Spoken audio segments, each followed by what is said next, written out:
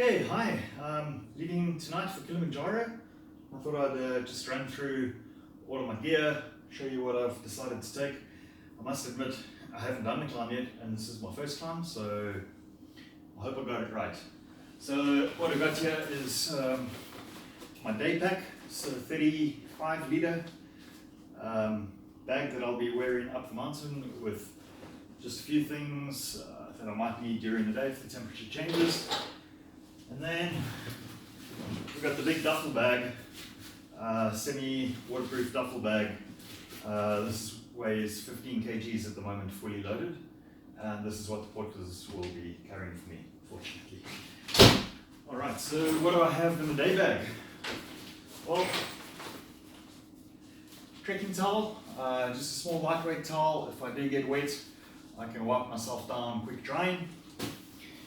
A little pouch, it's got all of my cables, CF cards, charging cables for phones and cameras, all in there. And I've got arm warmers. These are actually what cyclists use. You can just stick them over your arm. It's very quick and easy to pull them on and off. And same for legs. So if the weather does change or they get cold, I can just slip those on. I've got a first aid pack, just a lightweight first aid pack from the hiking store. On the front I've got sunglasses, a little bit of food, water purification tablets, and hydration tabs to stick in my water, just to give it a little bit of flavour and a bit of an energy boost. I've also got a disposable rain poncho, so if it does really bucket down, I can put this over myself and my bag and hopefully keep it a little bit warmer. Then I've got my GoPro, I've got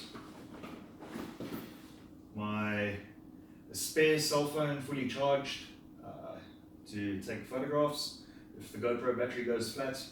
And they've got different types of batteries, so different types of batteries freeze at different temperatures. I'm not sure if the cell phone battery is going to freeze or if the GoPro battery is going to freeze. Hopefully, if I've got different types of batteries, one of them will work at the top of the mountain. And then I've got a battery bank. I'll carry this with me because, you know, if something does go flat, I've got my earphones here, they are Bluetooth. If they go flat, at least I've got my battery bank with me. I can quickly charge things up during one of the stops. Then in the main compartment, the clothing compartment, I've got a aluminium water bottle with a thermal pouch over it.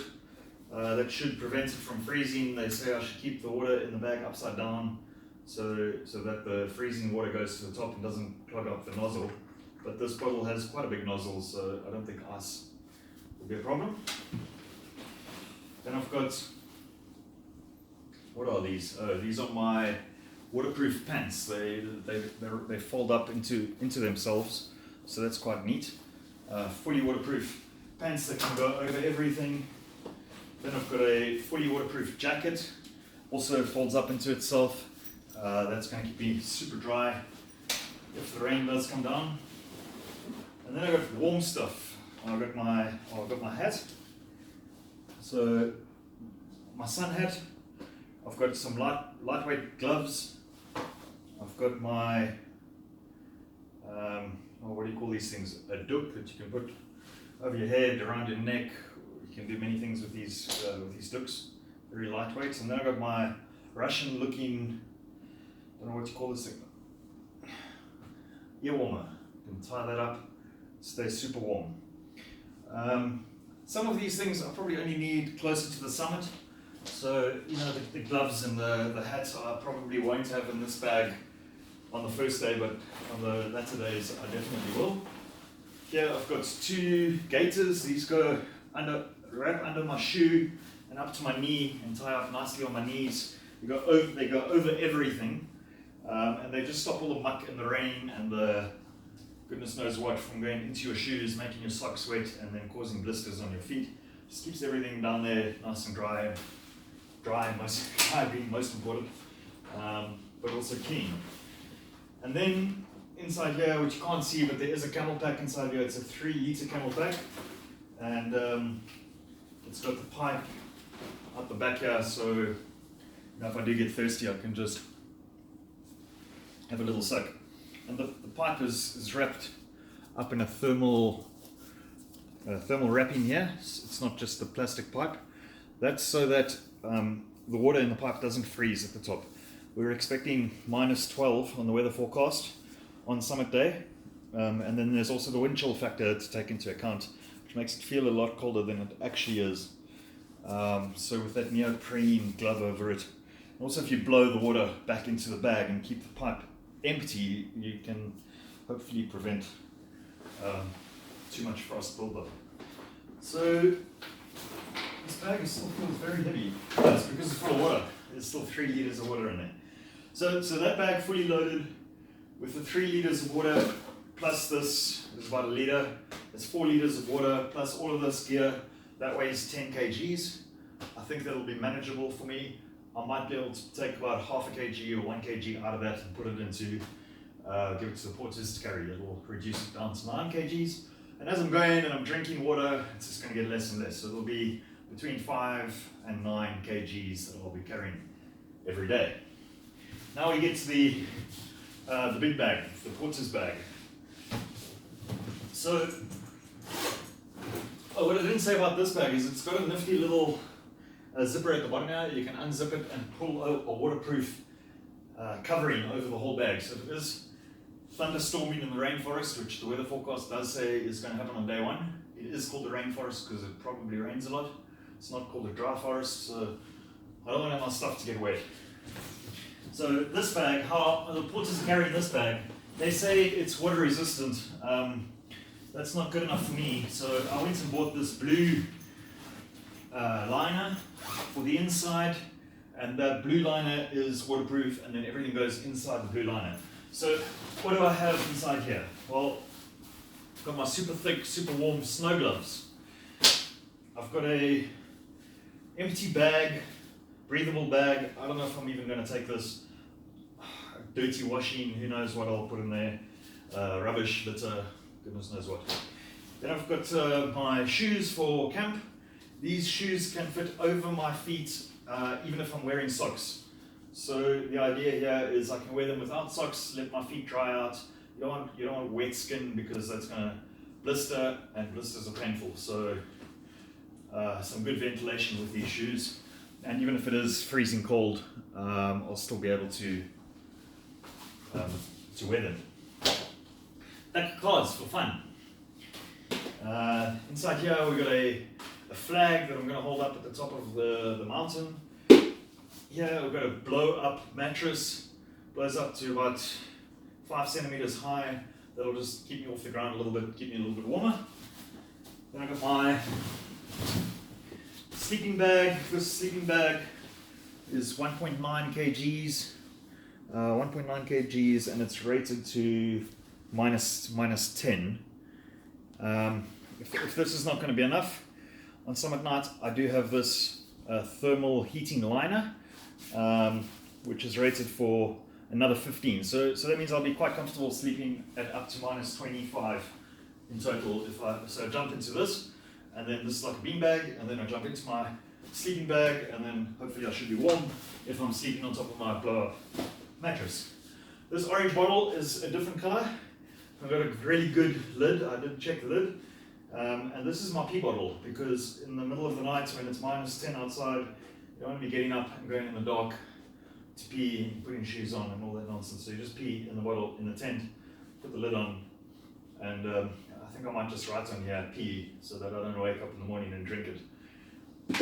Then I've got my extra battery banks. So I've wrapped these up in this thermal pouch.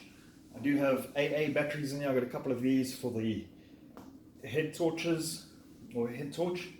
And then I've got 2 battery banks. So in total I've got, this is 20,000 milliamps, this is 10,000 milliamps, and then I've got another 10,000 milliamps in my day pack. So 40,000 milliamps hopefully will be enough. Again, this is a lithium polymer battery, I believe. And this is lithium ion. So 2 different battery types. hopefully I don't have battery freezing problems on summit day. I'd hate to get to the top and not be able to take a photograph because everything's gone flat. So that's why they're in this pouch, keep them super warm. I've got my toiletries, just basic toiletries in my toiletry bag, or my headlamp. I've got earphones, earplugs to just shut out some of the noise from the camp. Apparently the camps can be quite loud. Then I've got these little, they look like Carenza C tablets, but they're not. You don't need them. What you do is you put them in water, and then they become like big cloths. They like unfurl in the water, become a big cloth, so you can wipe yourself down. Then I got some roll-on deodorant. I got bug off, just to keep the bugs, if there are any bugs at 5,000 meters, who knows, but I'm sure there'll be lots of bugs in the rainforest. I've got these little tablets for blisters, stickers for blisters rather. I've got active wipes, antibacterial wipes, that's what I'll be washing myself with because there's no toilets up there. I've got half a tube of sunblock. I have got another tube of sunblock in my day pack actually, in one of the other pouches.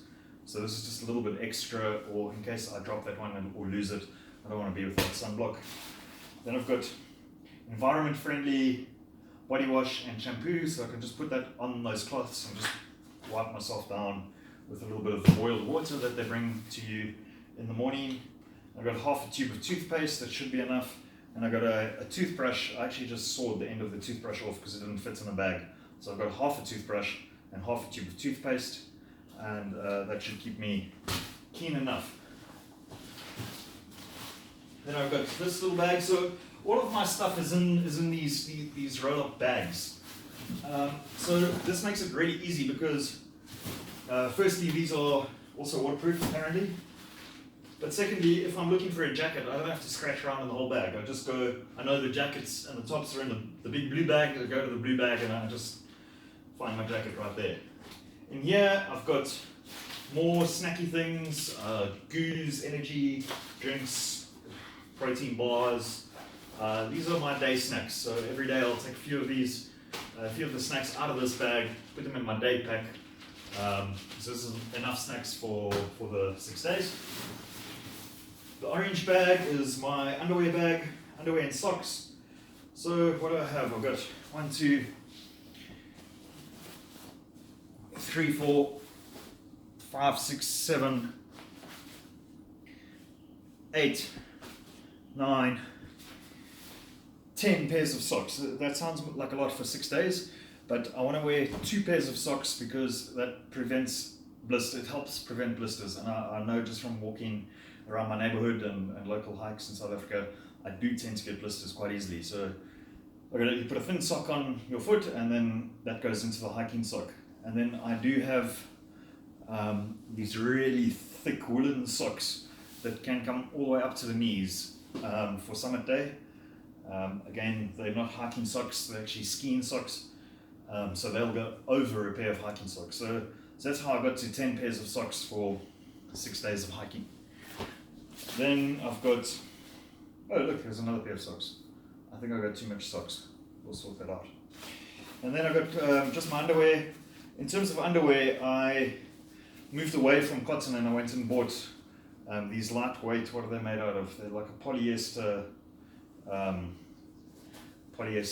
lightweight, quick drying underwear. So there's a pair for every day. So orange bag is my underwear bag. Then I've got my big blue bag, that's the biggest bag. This is my tops and jackets. Inside here, so this is the warmest jacket. Folds up nicely into this little bag. Can you believe that this jacket folds up into such a small little bag? And this is going to keep me super toasty warm on summit day. So jacket number 1. And then I've got jacket number 2.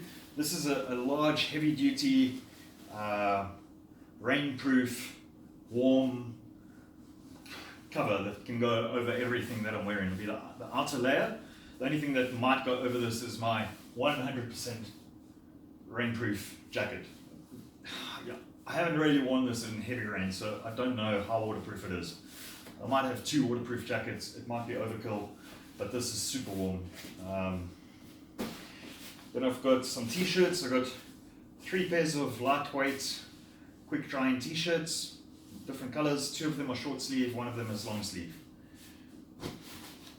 So we're wearing t-shirts for 2 days. And then I've got 2 warm layers. So this is just a warm long sleeve, thin but warm fleece layer. I've also got this fleece layer. Maybe 2 fleece layers is overkill. I'm not sure. I'll take it. Apparently the guide comes around before you start, and we'll go through your gear and tell you if you've got too much stuff or don't have enough stuff. And then I've got 2 thermal layers. So this layer is a very body fitting tight thermal underwear layer. And then I've got a more baggy thermal underwear layer that can go over that. So 2 thermal layers of underwear, a shirt, potentially 2 fleece layers. So how many is that? 1, 2, 3, that's 5 layers. Then I've got my, I've got this jacket, that's 6 layers, this jacket, 7 layers, and then maybe my rain jacket. But once I get up high enough, you're above the clouds, so rain doesn't really become an issue. Snow might be. So about 5 or 6, maybe 7 layers at max for the top. Then what do we have here? This is my pants bag. So 1 pair of shorts, maybe for the bottom, just lightweight. They're actually just like running shorts, super lightweight, super drying, super quick drying. Then I've got my actual hiking pants, semi-waterproof. This is the shell layer. It goes over the fleece layer. I've got these tracksuit pants. They're kind of like a woolen tracksuit pant, but not too heavy, and this will be for wearing around the camp at night. Won't be walking in this. Then I've got, what else do I have here? Then I've got thermal underwear, just like the top. I've got my tight first layer thermal underwears. So that's my first layer. Then I've got this fleece pants. Almost like got a wool on them, and then at the knees there's like a little bit of protection for the knees, or maybe it's just for comfort. So that's my fleece layer. That'll go. Oh, and then I've got my second thermal underwear layer. So the tight thermal underwear, the loose thermal underwear, the fleece layer. That's 3. My thermal pants. That's 4. Then remember, on my other bag I've got also the leg warmers. That could potentially be 5. Then I've got the super thick skiing socks. That's 6.